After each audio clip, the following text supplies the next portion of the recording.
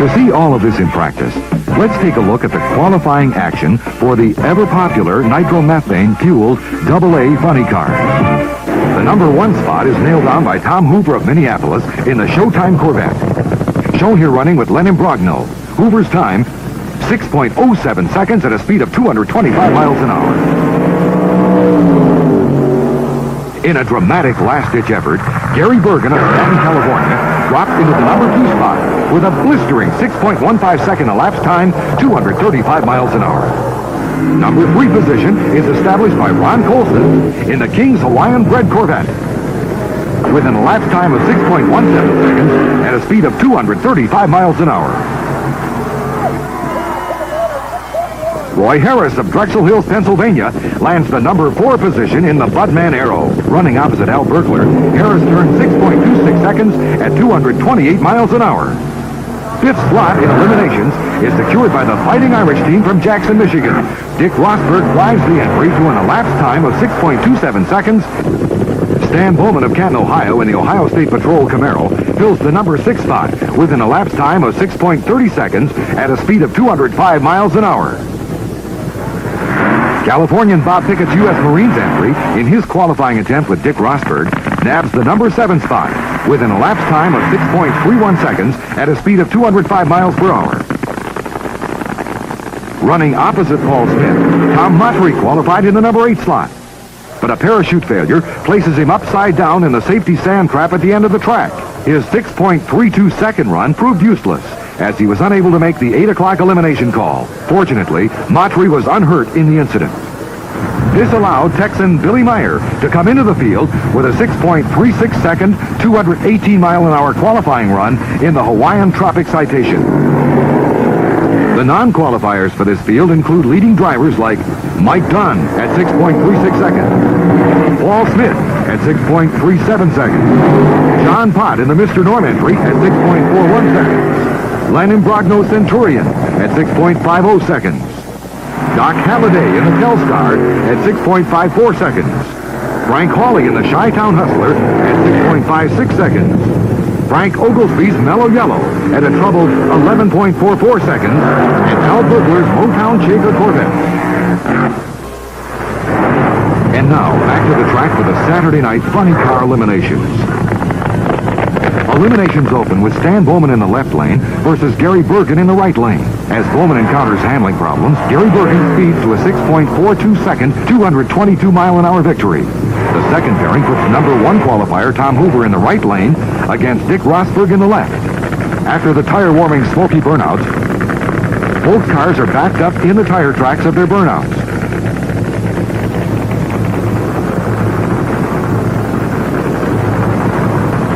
Both cars charge from the line in an even start. Rosberg loses traction as Hoover speeds to a 6.25 second, 225 mile an hour win. The third pairing found Ron Colson on the right, facing Bob Pickett, here backing into his burnout tracks in the left lane.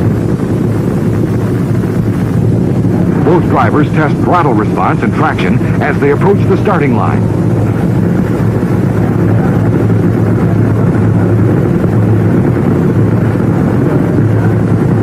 Pickett lights the pre-stage bulb at the top of the starting system, followed by Colson. Pickett moves into the staging light with Colson right behind. In the closest race of the evening, Colson wins with a 300th of a second advantage at 6.22 seconds. In the final pairing of the first round, Roy Harris in the right lane faces Billy Meyer on the left. Both cars approach the starting line, belching nitromethane flames from their exhaust headers.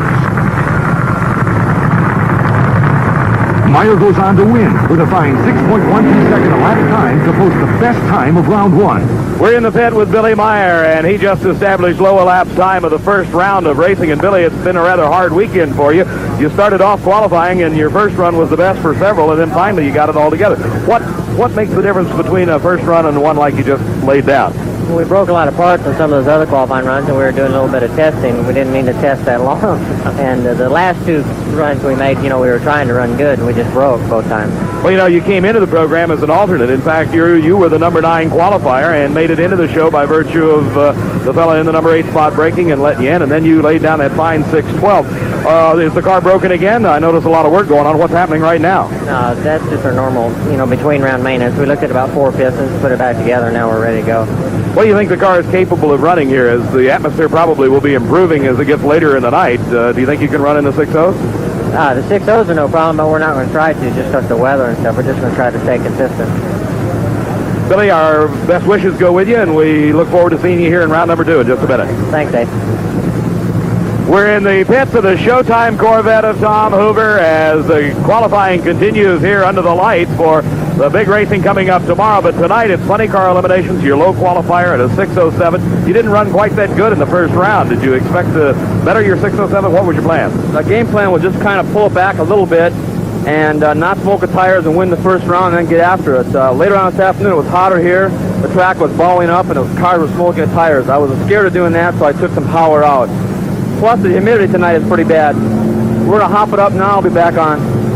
What kind of times do you anticipate under the lights tonight? And we'll let these two get out of the way. What do you think you can run if the track stays good as far as traction goes? I know everybody's hoping for a 5, but realistically, the smarter guys are going to look at what's out there and kind of pull it back and just run as hard as you can to win. I think right now, if I can run a 6.15 this next round, that's what I'm shooting at. We were in the pits of Billy Meyer a minute ago, and a lot of frantic action going on over there. He said he was doing some preventive maintenance on the motor, checking inside. Looks kind of vacant underneath the body of the Showtime Corvette. Well, we have got a terrific new combination here the last couple of weeks, and it's been running very well. Hopefully I won't have to do anything serious. I've known you, Tom, since you were back driving top fuel dragsters, and I've never seen you as loose and as confident as you are at this race. Maybe it's just 18 years and old age setting in. I'm not that up, but I'm ready. Okay, Tom Hoover, the Showtime Corvette, the AMSOIL Special. Round 2 opens with number 3 qualifier Ron Colson in the right lane against number 1 qualifier Tom Hoover, being directed into his burnout tracks by a crewman. Both cars look strong as they test traction approaching the starting line.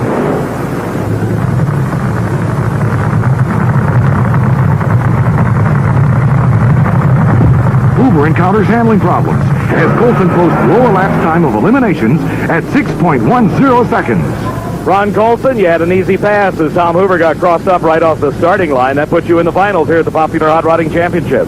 Yeah, well, we expected it to be a tough one, so we made a good hard run. Like Roland said, we've been dialing the car in. It felt better that run. It came down through there without any serious tire shake, and I think we're ready to go in the final, and we're ready to win this one. Well, you've been working awful hard at it, and of course the car has been running exceptionally well. You had some problems at Englishtown with the Omni body that just literally disintegrated before your very eyes, and you come right back with this Corvette. That was a rather harrowing experience, I'd imagine. Well, it's I don't know if you can tell, but a lot of the paint's gone off the front of the helmet. It was a harrowing experience. We brought this body out, repainted it from last year, put it in operation, ran 6.17 at this track a week later, so we mean to stay in competition like that. Well, you got work to do, so head back to the pits and get ready for the finals. Thanks, Dave.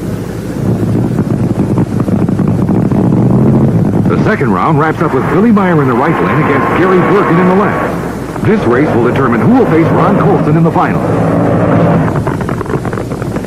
Something appears to be wrong as Billy Meyer remains down track, unable to back up. Bergen backs up in his tracks, but is directed to shut down by starting line officials. Crewmen come to aid the disabled race car as a frustrated Billy Meyer climbs out of the escape hatch, indicating that his car is unable to compete. After the track is cleared, Gary Bergen reheats his tires and goes on to earn a berth in the final with a fine 6.31 second, 238 mile per hour single. Now Dave McClelland is down track with semifinal winner Gary Bergen. The Orange Baron, Gary Bergen, out of Stanton, California, in the finals here at the Popular Hot Rodding Championships. His funny car spitting and steaming here at the shutdown area, and Gary coming out of his fire protective gear in his helmet. And Gary, they say drag racing's a lot of luck, and you kind of had a break that time. Yeah. Well, I think we ran pretty good. Yeah, we did have a break as it was a single, and since he couldn't get his vehicle off the track, we went ahead and restarted and then made the run. I got to ask you, a lot of drivers say luck really doesn't enter into drag racing, but what's your thoughts on that? Well, I think luck's about 30-40% of it. Luck's a good portion of it. Well, you used up most of it right then, didn't you? Yes. Okay. You have any special plans for the finals? I know your crew's getting ready to go. You got any plans to try to hop it up? In the recent history, in the last 4 or 5 years, the only two people that have ever won this race is Perdome most of the time and me in 77. So let's hope that we do it again. A repeat for 1980 for Gary Bergen. The Orange Baron out of Stanton, California. The crew all ready. Turning the motor over, checking everything to make sure it's all okay right down here in the turnaround area. And, of course, a lot of maintenance will be pulled on the car as they head back into the pits to get ready for the finals against the King's Hawaiian Bread Special, Ron Colson, the driver. Billy Meyer, we're clear down almost over 3/4 of a mile away from the starting line, and all we know is that you were pulled through the track with your push truck. What's the problem? We broke a reverser on the burnout. Couldn't back up. Same thing we did at Columbus. I was going to say, this is a replay almost of the Columbus situation where you couldn't back up, and the rules say you can't drive over the center line and drive back to the starting line, which you did at Columbus. Quite a show, I must point out. But still, all in all, the end result is you're out of this show, and I'm sure that doesn't make you very happy. No, it doesn't. It doesn't help our chances at all on the World Championship chase. So. You were working in the number 2 spot right now on the World Championship Series, and I don't know, you've got the option of waiving the points. Are you going to take them here or waive them? You've still got a little while to think about it. There's not too many points races left. There's only 2 more points races left here in Medford, Oregon, I believe. Right. And I have to be in Carolina the week after Medford, Oregon, so I probably will just go ahead and take these. Okay. It's a tough break for a hard competitor. You had low elapsed time of eliminations at a 6:12, but at least you got those problems worked out, and then something else tends to go wrong. That's racing, I guess. Okay, Billy, thank you much, and a tough break. Billy Meyer, he had the low elapsed time of eliminations at a 6:12 in the Hawaiian Tropic Special, and a tough break as the reverser goes out on the run. He pulls it through with the push truck, but obviously a very disappointed and unhappy young man. Billy Meyer of Waco, Texas. After returning to the pits, Bergen's crew discovered a burned bearing in their engine, and they are now working feverishly to install a backup engine. Meanwhile, a relaxed Roland Leong talks to Dave McClellan. Hawaii, and Roland, what are you doing under here? I'm just kind of trying to get my motor cooled for the next round. What kind of operation do you go through between each round on one of these cars? Well, we don't have very many pistons, so we don't have to do a major overhaul, what we call a major overhaul on them. But we adjust the valves, retorque the heads, put fuel, water, and oil in them, and take it back to the starting line and hope it runs better. Why don't you hurt many parts? Some racers go out and they burn up everything every run, but you seem to have your combination together and have for quite some time. Well, we've been working on it a long time, for the last 5 years, and we kind of had to bite our lip a little bit at times and not run as good as we thought we could or should and get beat. But it all worked out for the best, working on it that way and not hurting the piston. The stage is now set for the funny car finals. The crowd comes to their feet as Ron Colson heats his tires. With a fresh engine installed, Gary Bergen appears to be ready for an all-out effort. Colson tests traction. As Bergen backs into the staging area. Judging from the large amounts of flames coming from Bergen's exhaust headers, he seems to be running a maximum load of nitromethane in his new engine. The tension becomes almost unbearable as crew chiefs Jim Duffy and Roland Leong position their drivers on the starting line.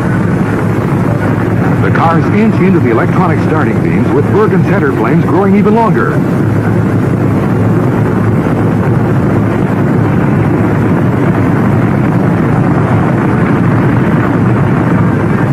Both cars lead from the starting line. Colson pulls away for the win at 6.20 seconds at 231 miles an hour, as Bergen trails at 6.44 seconds with a speed of 236 miles per hour. Let's go down track as Dave McClellan interviews the winner, Ron Colson.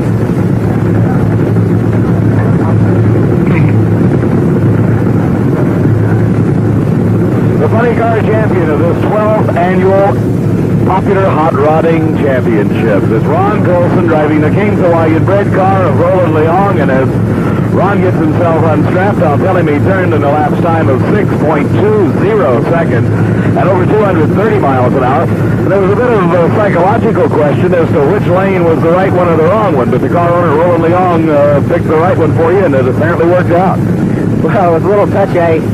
When he told me go out there and just skirt it to the left and don't get out of the groove, and that gave me about a foot to spare on either side. We did drop a tire into it just a little bit, got a little loose through the mid-range while we dropped off from a 610 to a 620, but basically, it was a nice straight run. The car performed like it was supposed to, and we got the money. I guarantee you, Ron, you'd be happy if you ran a 22nd elapsed time as long as you got to the finish line first. With a payday like that, I'll take it. Ron, it's been quite a good meet for you, your consistent performance, and as we had talked with Roland earlier as he was working on the car, he said he spends a lot of time developing consistency and dependability in this, and it seems to have paid off.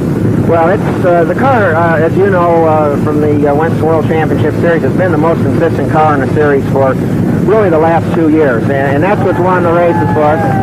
Crew seems a little happy. I guess we'll go back to the pits and celebrate. I noticed that the crew seems to get larger as each round of racing goes by, and it is just like it is in every final at a championship event. They're everywhere. So go receive the accolades of the crew and a great driving job for the King's Hawaiian bred car of Roland Leong, the Hawaiian himself. And Roland, come on in, and your car owner is quite happy, and goes Ron Golson. What did you say to him? Good job. Hi, y'all. I'm Linda Vaughn, Miss Hurst. As you know, we've got race cars out here today, and we got Hurst shifters in almost all of them, but we've got something for you. We have van shifters, we have pickup shifters, and the smaller generation shifters for your little cars. So go to your local Hurst authorized dealer and tell them Linda sent you.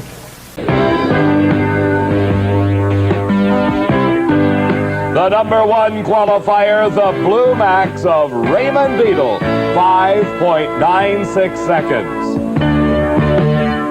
Filling the number 2 spot, the Hawaiian of Roland Leong, the driver Ron Colson, the time 6 seconds flat. Number 3 with a 6.02, the Showtime Corvette of Tom Hoover.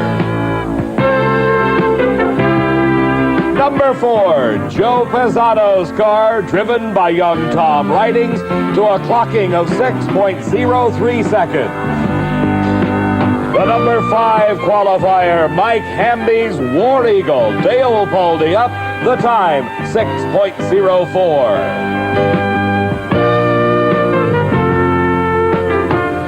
As incredible as the times for the first 5 drivers are in Funny Car Eliminator, let's look at the rest of the field.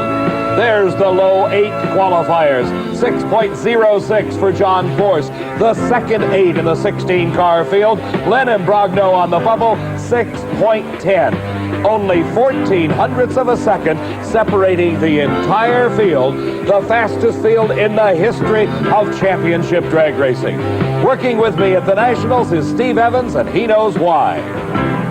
Dave, there are funny car races all over this country where low ET of the event wouldn't even qualify here this weekend at the U.S. Nationals. We asked some of the funny car drivers why this is the quickest field in history. I just think the funny cars have stayed on top of their stuff a lot better than a lot of the other cars, and that way they progressed a lot more. But the track is excellent. I think we would have probably even seen a few quicker times if the temperature had been a little bit cooler. Well, they really take care of the racetrack here. I mean, it's the smoothest racetrack in the United States, there's no doubt, all the way to the finish line. It's just the ideal track conditions and the fact that everybody's given it a maximum effort. So it's no surprise to you that we have the quickest field in funny car history. No, this was expected ahead of time. And in fact, going into the race, I had picked the bump spot at 6:09. I think that's where it's going to end up. Well, the racers don't seem very surprised, do they, at the quickness of the field? But why should they be? The greatest cars in drag racing for the most important titles, the U.S. Nationals, maybe even world titles on the line on one of the greatest drag strips in the country. So let's get ready for the finest funny car drag racing we've ever seen. We're starting into the second round of funny car eliminations. But earlier today, we'll go back and take a look at what happened in round number 1, where the number 1 qualifier, the reigning world champion, Raymond Beadle, and the Blue Max, was matched against Roy Harris. Out of Trenton, New Jersey, comes Harris and Tom Ryan racing. Raymond Beadle into the wheel stand, the tire smoke, he heads to the guardrail, and here goes Roy Harris on the upset of the race. Raymond Beadle in qualifying had 2 5-second elapsed times, but when it came to and Roy Harris, his parachute did not open. He's got the car slowed, he misses the catch net, going slow enough that he can take a right turn and come to a safe stop.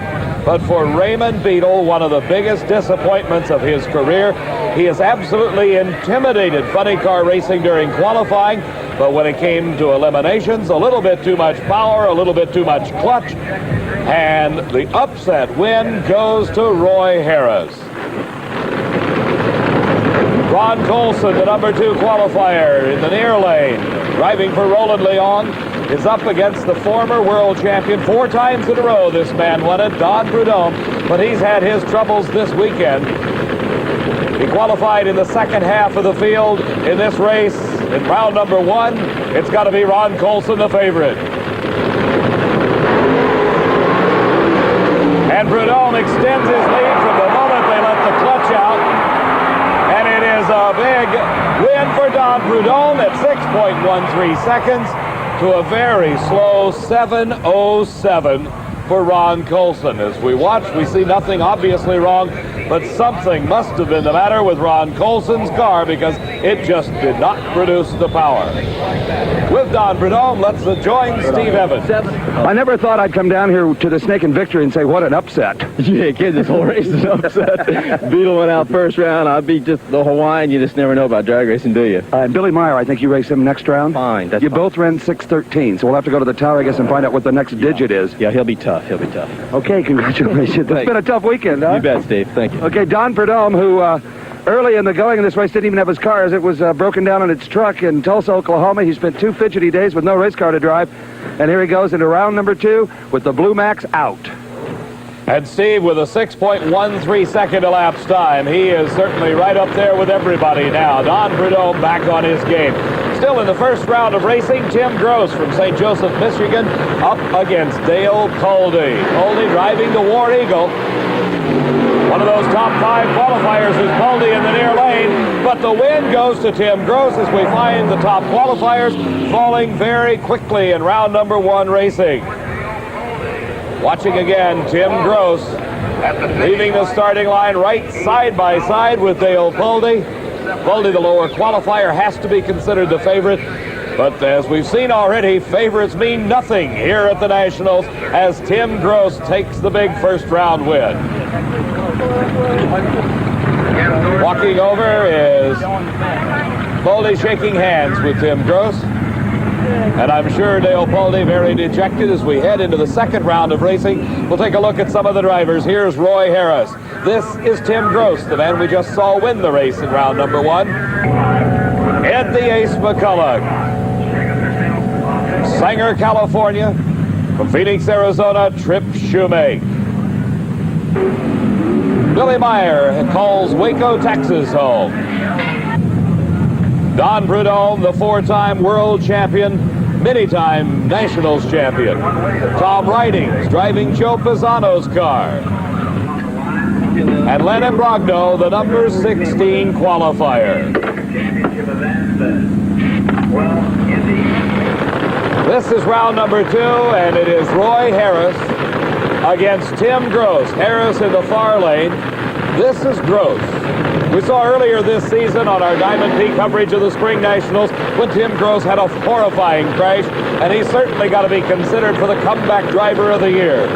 Roy Harris driving for Tom Ryan. With the wheels in the air goes Roy Harris. He's next to the guardrail. Tim Gross is somewhat out of control, but Roy Harris recovers first and takes the win. A relatively slow 6.31 seconds, but the time means nothing as the all-important win light comes on for Roy Harris. As we watch once again, you see the wheels in the air for Roy Harris. And once again, he gets very close to that guardrail. Close to the center line is Tim Gross. Tim having to back out of it. I'm sure some memories of that horrible crash at Columbus earlier this year were in Tim Gross's mind when he had to back out. This is Tim Gross coming out of his car on the return road. Out the escape hatch and just a little bit dejected. With the winner, let's join Steve. Well, here's Roy Harris, who had the seemingly impossible task of getting around the Blue Max. You did that, and that's 2 down now. Well, 2 more. Okay. You look like you got awful close to the guardrail. Were you concerned about that? I couldn't see it. The car was shaking so bad I didn't know I was that close to it. So it blurs your vision that badly? Oh, yeah. I knew it was over there, but I didn't feel it hit anything, so I kept going because I couldn't see him. That's what I was looking for. This is Ed the Ace McCullough driving for the Super Shops. Ed had raced Tom Hoover in round number 1, one of the low qualifiers. Hoover went out with a broken transmission, was unable to complete the run, and McCullough had an easy go of it. This is Johnny Loper's car from Phoenix, driven by Trip Shoemake. two of the best of the Western funny cars.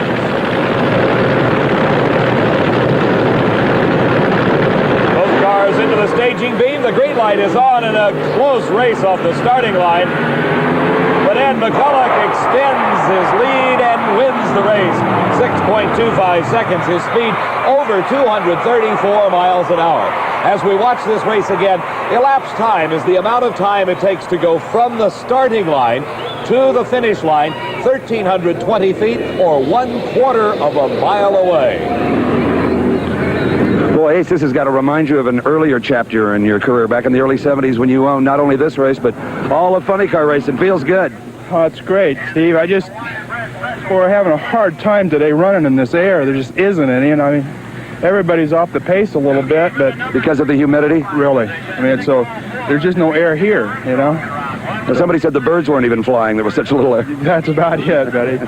But we're sneaking up on it a little bit, you know. I don't know. I think it just run a 20-something then, so we run Prudhomme, or whoever wins this round, next round, so we'll see who's got lane choice. Let's go back to Dave McClellan and see who indeed wins between Billy Meyer and Don Prudhomme, one of the key races of the day. Steve, the railbirds around the racetrack are saying the winner of this race is the probable winner of Funny Car Eliminator. No more important race in this second round as Billy Meyer in the far lane comes up against Don Prudhomme. By a thousandth of a second, Prudhomme had run quicker in round number one. That gave him the lane choice. He took the left-hand lane. It's difficult to tell if there is any advantage as to the lanes themselves. The huge crowd looking on intently as all the concentration from Meyer and Prudhomme is on the start, and it's very even for both drivers. And Billy Meyer pulls it out. 6.18 seconds for Billy Meyer to defeat Don Prudhomme. In our replay, we watch as Don Prudhomme begins to pull ahead in the middle of the course, but then the hard charge by Billy Meyer pulls it out just a few hundred feet from the finish line. Dave, on Billy Meyer's car, there was a water line broken. Had that happened on the starting line, there'd have been water under a tire, which could have been disastrous for Billy Meyer, but apparently it happened past the finish line, and it's no problem. In 1974, Billy Meyer raced on Prudhomme, and this did happen on the starting line, the broken water. Congratulations. Anytime you drive around the snake, boy, you've earned one. Yeah, mine started shaking. He came right by me. I was very surprised that I went back around him because, you know, you never go around Don that often. Well, I don't know if you've had time to do the mathematics, but if you can get one more win light, get into the final round, you will have passed Beetle for the Funny Car World Championship points lead. That's what I like to do. Go one round at a time. Tell me how far I go after I win the next one. Okay, Billy Meyer just taking them one at a time, Dave.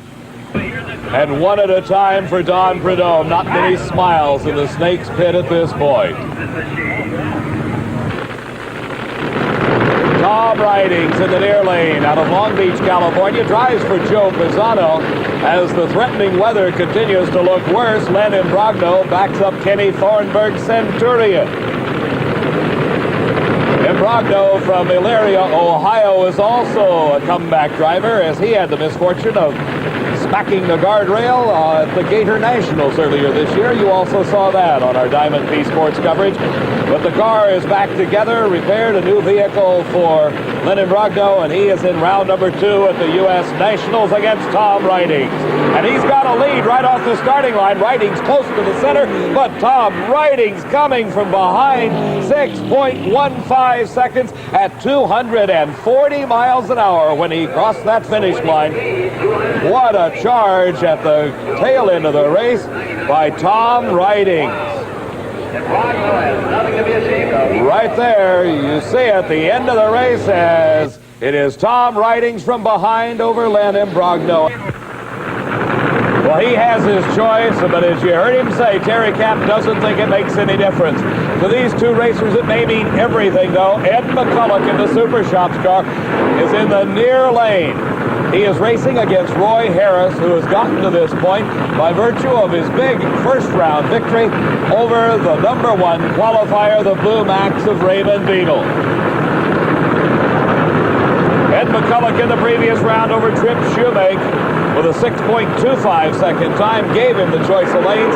He took the left lane. Roy Harris out alongside of him. Boy, this is going to be a close race at the finish line, and it is Ed McCulloch burning some pistons and obviously with engine problems, but the all-important win. Once again, we see as Ed McCulloch comes off the starting line side by side with Roy Harris at the finish line, just a few feet separating those two funny cars. Haysher in the final, but the motor is popping and crackling and sizzling. It's got oil all over it. It's hurt. Betty will be there. We got a lot of those left. That's not a big problem, huh? No. I mean, we gambled. We had to. I mean, that was a close drag race. By gambling, you mean what? I mean, we stepped on it. I mean, today's a new day. I told you this morning, you can't go in soft. We stepped on it. It ran. It's hurt. Now we got to fix it.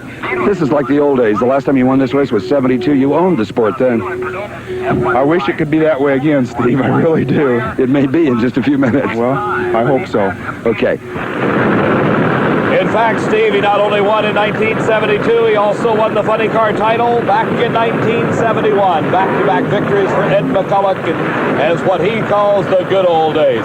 Joe Pisano's car driven by Tom Ridings against Billy Meyer of Waco, Texas. And Meyer is trying to make his move on Ray Beadle in the funny car points chase. He's got to get by Tom Ridings, though, to make it into the finals. And this could be a close race as young Ridings has been doing a great driving job. A fine crowd on hand considering the one-day delay, and up in smoke goes Billy Meyer. He gets back on the throttle, but Tom Ridings is not to be headed, and look at the time. 6.12 seconds, his speed over 236 miles an hour. He will go into the finals. A bit of a favorite over Ed McCulloch, but right here you see where Billy Meyer loses the race. The tires smoking, meaning they have lost traction. And look at the big lead that Tom Ridings built at this point.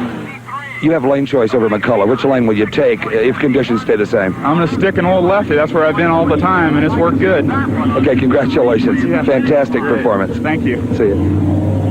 And look at the smile on Tom Ridings' face if you don't think he's happy.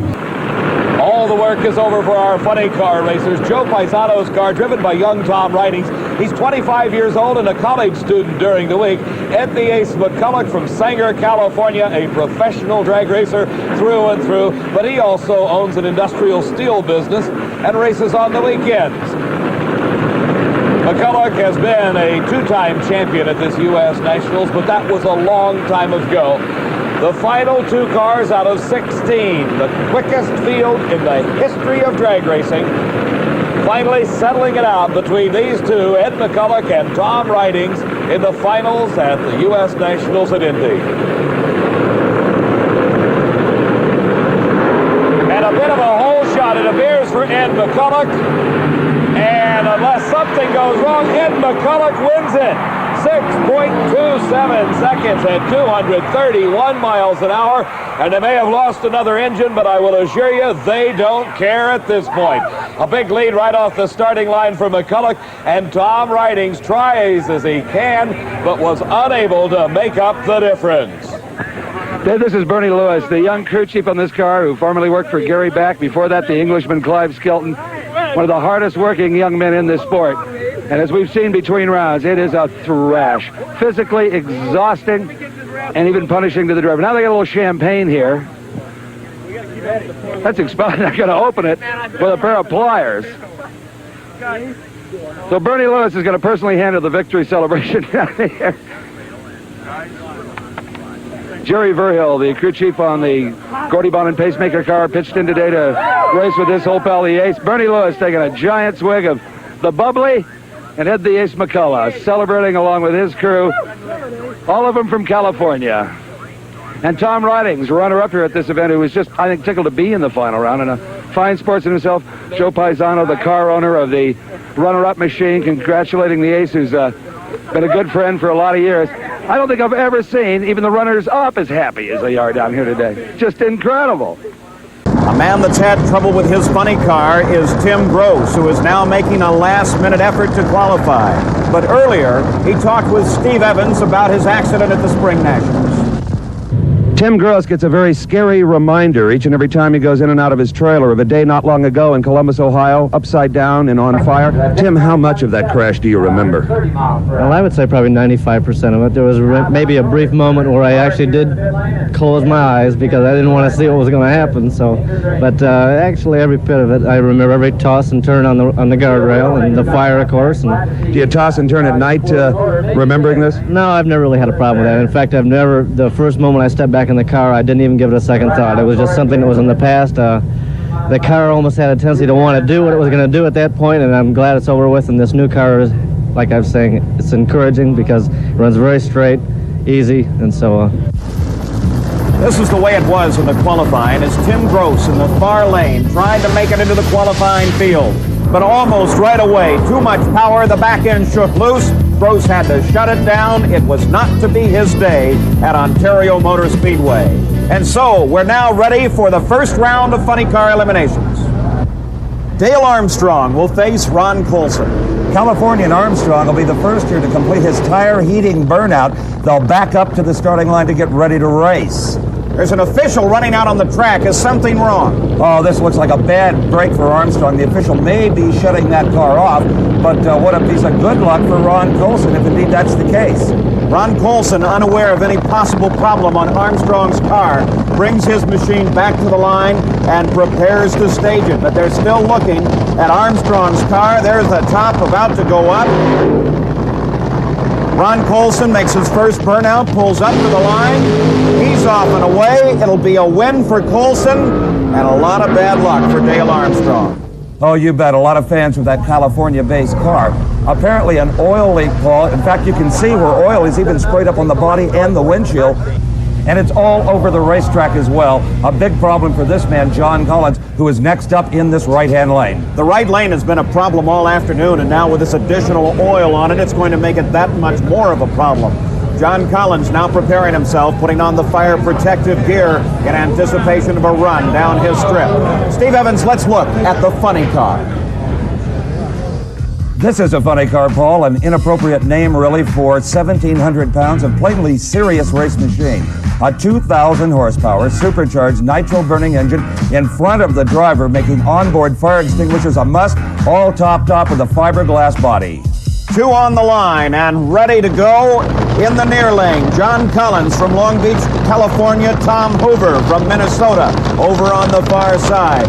Final preparations and checks being made. You can see the thick black marks created by the tires when they did their burnouts a bit earlier. That's right. The burnouts are absolutely critical for these cars, and especially in the case of Collins, as he was able to help clean up the track himself with very aggressive burnouts. Let's see if that right lane holds. They're coming up the stage. The light gives them green, and they're off. Tom Hoover pulls away very rapidly. Hoover goes on to win. The right lane proved to be bad luck for John Collins. Hoover from Minneapolis posts a really fine 6.17-second win at over 221 miles per hour. The crowd is ready now for the semifinal round in funny car. Ron Coulson in the near lane, Roy Harris on the far side. The Hawaiian, as you might remember in round number one, got a gift when its opponent broke, Dale Armstrong. There'll be no gift here. Coulson in the near lane, Harris in the far lane. Harris crosses the center line. That disqualifies him, and Coulson will go on to win in the semifinal round of funny car. And only some clutch driving by this man prevented a severe accident. Let's look at it one more time. As they come off the line, Coulson straight and smooth, and then Harris darts across that center line. It's an immediate disqualification, and Coulson won the race at that moment. His crew on the way down, as they'll have to prepare the car now for their next matchup. Prepared and ready to go is Raymond Beadle against Billy Meyer. And Beadle talked about this important moment of staging. Well, we're getting a feel of the car, and we're seeing how hard it's leaving, and we have some adjustments we can make inside the cockpit, but we're trying to put a little more heat in the motor and make the motors make a little more horsepower, and also put a little more heat in the clutch so it'll work a little better. Billy Meyer on the near side, Raymond Beadle in the Blue Max on the far side. Raymond clinched the World Championship, in fact, the second in a row earlier this year, but he still wants this title. Here goes the Beadle showing his World Championship form. A little fire out of the exhaust pipes, but it doesn't make any difference at all as Beadle goes on to win elimination here in the semifinal round. Beetle the quickest in qualifying, the quickest in this round of racing. Meyer instantly smokes the tires. That spells his demise. In funny car, Ron Coulson will face Raymond Beetle. And as Coulson begins to move to make his burnouts, he's told Steve Evans this may be his last race. Is this your last race? It's definitely the last race with this team. I may moderate my retirement a little bit if I find something that fits my schedule. His opponent from Dallas, Texas, carrying the number 1 of the world champion, is Raymond Beetle, who talks about his strategy. Well, they smoked the tires, so we're going to make him run the same lane, so maybe we'll smoke them again. Funny car, the Blue Max is ready. This is the final elimination. Raymond Beetle was the number 1 qualifier. He's been the quickest car of every round. He has owned that left hand or far lane. Both cars are ready. Ron Coulson, he's up and on the line on the near side. Raymond Beetle on the far side. They're staged. Coulson's in the lights, the yellow light, and they're off and running, and Beetle loses it right away.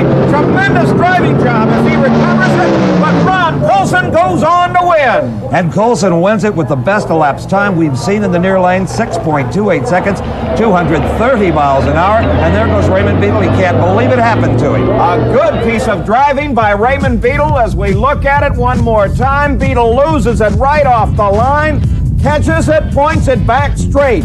But already it's too late because Ron Coulson goes on to win. He's a happy guy down at the shutdown area. You talk about a driver going out in style. Your final ride as the driver of the Hawaiian is a winning one, taking the Super Nationals event title at the World Finals. Congratulations. Thanks. Well, I was sweating that one. We had the bad lane. We just tuned the car up to run that lane. It got out there, it got loose, and I don't know what happened to Raymond, but we squeezed a decent run out of it and we won it. Well, apparently they had too much of that famous Blue Max power, more than this track could hold. Well, that might be. We detuned because we had the bad lane. Maybe that's what saved us.